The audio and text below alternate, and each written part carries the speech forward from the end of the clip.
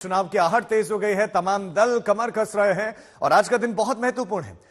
6 खबरों की झलक हम आपको दिखा रहे हैं। पार्टी उम्मीदवारों को तय करने के लिए आज बीजेपी और कांग्रेस की चुनाव समिति की बैठक है। महाराष्ट्र विकास अघाड़ी में सीटों के बंटवारे पर खींचतान तेज है। बिहार में उधर चिराग पासवान का पेंच फंसा हुआ है। ममता ने पश्चिम बंगाल में सभी सीटों पर अपने उम्मीदवारों का ऐलान कर दिया और एकला चलो रे की नीति पर वो आगे बढ़ गए हैं, ऐलान कर दिया। जबकि पंजाब में आज अरविंद केजरीवाल का मिशन पंजाब है। हर खबर आपको एक एक करके दिखाएंगे, लेकिन सबसे पहले बीजेपी की बैठक की बात करते हैं। बीजेपी की केंद्रीय चुनाव समिति की दूसरी बैठक आज होने जा रही है। शाम को 6 बजे यह बैठक होने वाली है और यह बैठक बहुत महत्वपूर्ण माने जा रही है क्योंकि दूसरी बैठक में भी बिहार, महाराष्ट्र, मध्य प्रदेश, कर्नाटक, गुजरात, तेलंगाना, महाराष्ट्र, पश्चिम बंगाल जैसे अहम राज्यों के लिए लोकसभा उम्मीदवारों के नामों पर विचार होगा। और इस बैठक में प्रधानमंत्री मोदी, गृहमंत्री शाह, जेपी नड्डा समेत पार्टी के तमाम दूसरे वरिष्ठ नेता भी मौजूद रहेंगे। और बीजेपी ने इससे पहले जो सूची जारी की थी उसमें 195 उम्मीदवारों के नामों का ऐलान था और एक बार फिर से सूची जारी हो सकती है। हिमांशु हमारे संवाददाता इस खबर पर जुड़ गए। हिमांशु, आज जो बैठक होगी किन किन प्रदेशों पर आज फोकस रहेगा और कितने उम्मीदवारों के नामों का ऐलान संभव है जल्द?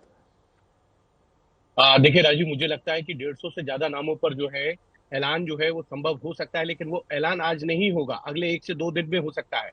क्योंकि आज देर रात तक जो है ये चुनाव समिति की जो बैठक है प्रधानमंत्री नरेंद्र मोदी जिसमें मौजूद रहेंगे वो होगी हरियाणा, महाराष्ट्र, बिहार, उड़ीसा, उसके अलावा मध्य प्रदेश, गुजरात, कर्नाटक, तमिलनाडु, इन प्रदेशों को लेकर जो है आज चुनाव आयोग चुनाव समिति की बैठक है। और ये माना जा सकता है कि अगले 2 दिनों में, यानी कि जो है 12 तारीख या 13 तारीख तक तो जो है भारतीय जनता पार्टी अपने 150 से ज्यादा नए नामों की घोषणा कर देगी। इन प्रदेशों में कौन कौन जो है उनके पार्टी के उम्मीदवार होंगे, लेकिन इतना जरूर है कि महाराष्ट्र और बिहार को लेकर अभी भी सीटों के बंटवारे को लेकर जो है वो पेच फंसा हुआ है। अजीत पवार और एकनाथ शिंदे की जो शिवसेना है उनके साथ अभी सीटें के बंटवारे को लेकर फाइनल रूपरेखा तैयार नहीं हुई है। दूसरी तरफ चिराग पासवान इस बात को लेकर अड़े हुए हैं कि 2019 में अगर उनकी पार्टी को 6 सीटें मिली थी तो 6 ही मिलनी चाहिए, लेकिन भारतीय जनता पार्टी की तरफ से तर्क ये दिया जा रहा है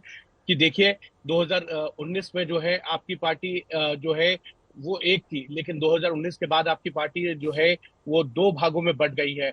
ऐसे में आपको 6 सीटें कैसे दी जा सकती है? आपके चाचा भी है पशुपति पारस जो रामविलास राष्ट्रीय का नेतृत्व करते हैं। दूसरी तरफ 2 गठबंधन के नए साथी आए हैं जिसमें जीतन राम मांझी और उपेंद्र कुशवाहा हैं, उनको भी जी एडजस्ट हिमांशु। करना तो पड़ेगा, तो कुछ लोगों को सेक्रीफाइस करना पड़ेगा।